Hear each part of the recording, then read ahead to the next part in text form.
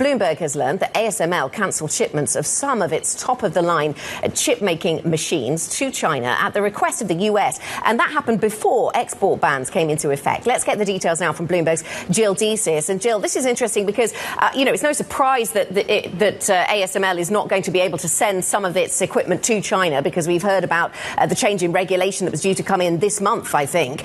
But what is perhaps surprising is that the US lent on ASML to make changes even before policy change. Give us some of the detail. Yes, Anna, I think the big takeaway here is ultimately that there seems to be some, increased pressure from the U.S.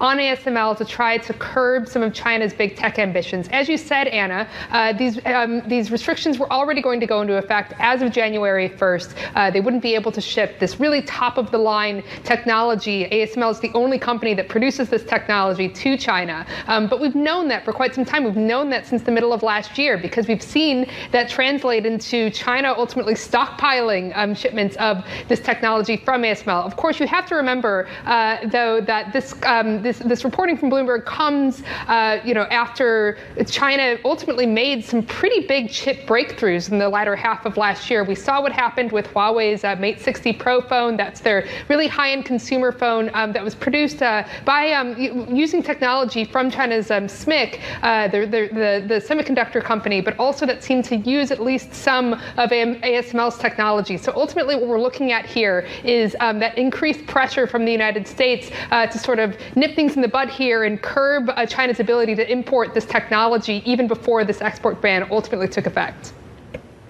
Jill, good afternoon. As you kind of made clear there, in many ways this is just confirmation of a situation we're already very aware of, knew about.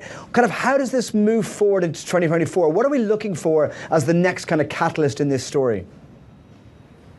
Yeah, so ultimately, Mark, I think what we're looking for is whether or not the Joe Biden's administration ratchets up additional pressure on China in a bid to sort of curb whether it be their chip-making ambitions, whether it be other advanced technology ambitions. We've obviously seen, this starting with the Trump administration, continuing into the Biden administration, these efforts to impose export bans, other types of restrictions to curb China's ability to access advanced technologies. I think what we need to look out for, especially in 2024, a U.S. presidential election year, is whether we see that pressure increase. This, obviously involving ASML, indicates that there is some additional pressure on the part of the Joe Biden administration, into the final weeks of 2023. Let's see whether that translates into additional curbs or restrictions on other forms of technology that could aid China going into this year.